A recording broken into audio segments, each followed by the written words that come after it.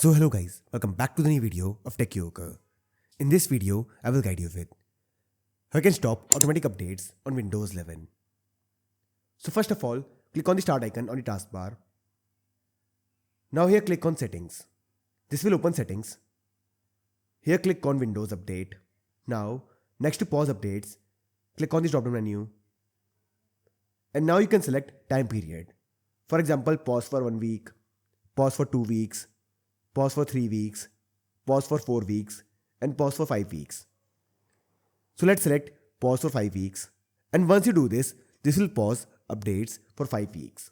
But after 5 weeks, you will have to follow the same steps again to pause the updates. Well, if you want a permanent solution, then follow these steps.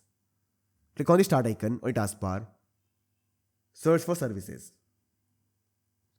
Press enter to open it. Now here search for Windows Update. Now this is the service. Right click on it. Now click on properties. Now here next to startup type. Now here click on the drop down menu and select disabled. Now click on recovery tab. And next to first failure, select take no action. And do this for second failure and subsequent failures. Click on apply. Now click on OK. After this, right click on it again and click on stop.